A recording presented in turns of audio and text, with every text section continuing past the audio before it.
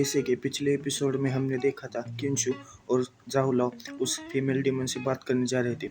इस वीडियो की शुरुआत में जाओलाओ कहता है कि सन ऑफ गॉड, मैं इसमें काफ़ी अच्छा हूँ, मैं उससे काफ़ी अच्छे से बात कर सकता हूँ।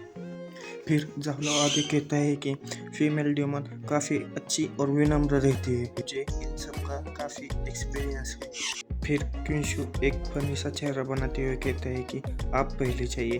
फिर जाओलाओ कहता है कि 18 सन ऑफ गॉड, आप काफ़ी पोलाइट है। फिर जाओलाओ जैसे ही दरवाज़ा खोलने लगता है, दरवाजे के ऊपर रखे हुए बाल्टी में से सारा पानी जाओलाओ के ऊपर गिर जाता है। तभी दरवाजे के अंदर से कोई कहता है कि आखिर क्या हो रहा है।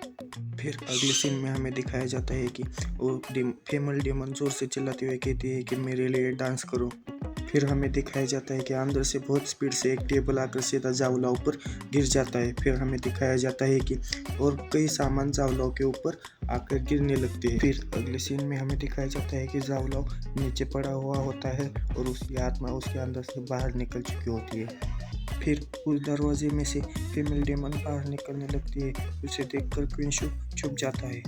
तभी वो फीमेल डेमन कहती है कि सेक्स डेमन, मुझे वापस भेज दो। ऐसा कहकर वो फीमेल डेमन एक बड़ा सा हथौड़ा बाहर निकाल लेती है और उस हथौड़े से जाओलाओ को बहुत पीटने लगती है और कहने लगती है कि मुझे वापस भेज दो।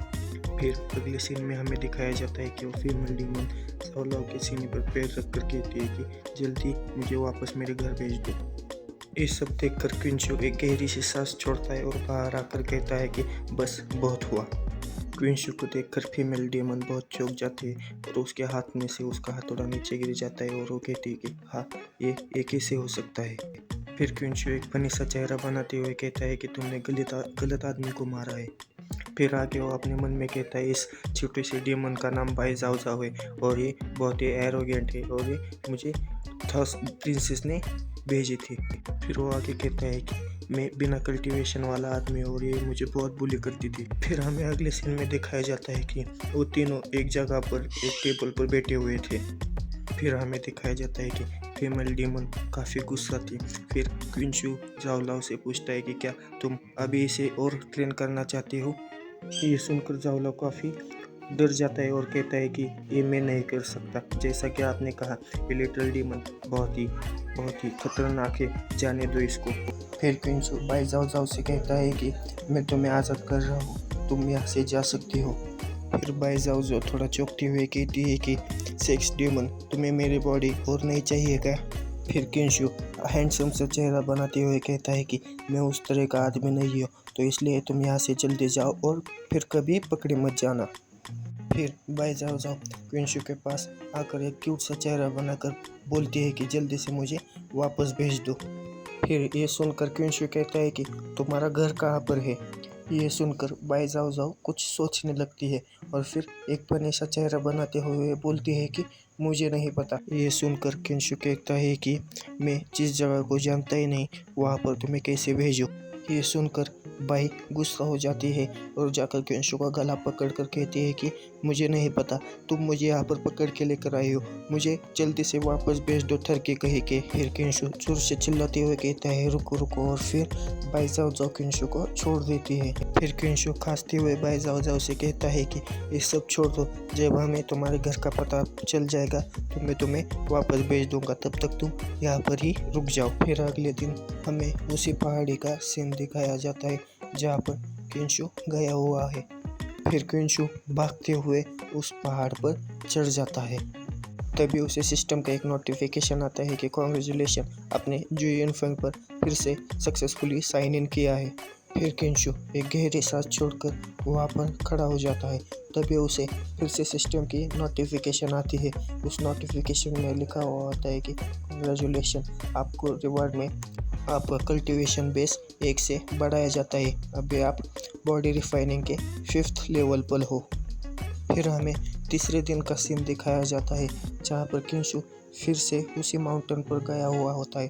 तभी उसका सिस्टम से फिर एक नोटिफिकेशन आता है कि आपने सक्सेसफुली जुयनफेंग माउंटेन पर रिसाइनिंग किया है, इसके लिए आपके कल्टीवेशन बेस में 1 से बढ़ाया जाता है और आप बॉडी रिफाइनिंग के 6th लेवल पर पहुँचाए जाते हो। फिर हमें चौथे दिन का सीन दिखाया जाता है जहाँ पर किंचू उसी पहाड़ पर खड़ा हुआ होता है। तभी उसे सिस्टम से नोटिफिकेशन आता है कि आपने यूंजी माउंटेन पर फिर से साइन इन सक्सेसफुली किया है। इसके लिए आपको कल्टीवेशन बेस में 1 से बढ़ाया जाता है और अभी आप बॉडी रिफाइनिंग के 7th लेवल पर है। फिर हमें 5वें दिन का सीन दिखाया जाता है जहाँ पर सिस्टम नोटिफिकेशन आता है कि आपने 5वीं बार सक्सेसफुली माउंटेन पर साइन इन किया है। इसके लिए आपको कल्टीवेशन बेस में 1 से बढ़ाया जाता है और अभी आप बॉडी रिफाइनिंग के 8th लेवल पर हो। फिर सिस्टम की एक और नोटिफिकेशन आती है कि आपने 5 दिन लगातार साइन इन किया है। इसकी वजह से आपको एक एक्स्ट्रा रिवॉर्ड दिया जाता है। Thank you bytes the moon, ये इस कल्टीवेशन का नाम है। क्या आप इसे सीखना चाहते हैं?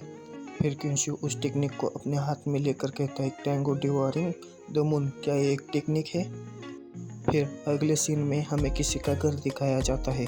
उस घर में एक आदमी बैठा हुआ होता है। तभी उसके सामने एक आदमी आकर खड़ा हुआ होता है और वो कहता है 7 सन ऑफ गॉड, क्या आप मुझे देखना चाहते हैं? दोस्तों, इससे हमें पता चलता है ये जो आदमी बैठा है वो 7 सन ऑफ गॉड है। फिर 7 सन ऑफ गॉड उस आदमी से कहते हैं कि हज़ारों दिनों के लिए सैनिकों को लेकर आओ और उनका कुछ समय के लिए इंतज़ार करो। आप कितने दिनों से 11 गॉड ऑफ सन से नज़र रखे हुए, अब ये कार्य करने का समय है। फिर वो आदमी चौंकते हुए कहता है कि 7 सन ऑफ गॉड, क्या आप मुझसे 11 सन ऑफ गॉड के खिलाफ एक्शन लेने के लिए कह रहे हैं? फिर 7 सन ऑफ गॉड हंसते हुए कहता है कि तुम अभी सिर्फ बॉडी रिफाइनिंग के 7वें लेवल पर हो, तुम उसके लिए मैच नहीं हो। ये बात सुनकर वो आदमी कहता है कि आप कहना क्या चाहते हो सन ऑफ गॉड? फिर 7 सन ऑफ गॉड एक क्रीपी सी स्माइल देते हुए कहता है कि तुम जाओ और 18 सन ऑफ गॉड को मारो। फिर वो आदमी कहता है कि क्या मैं वो कचरा 18 सन ऑफ गॉड किंशु से फाइट करूं?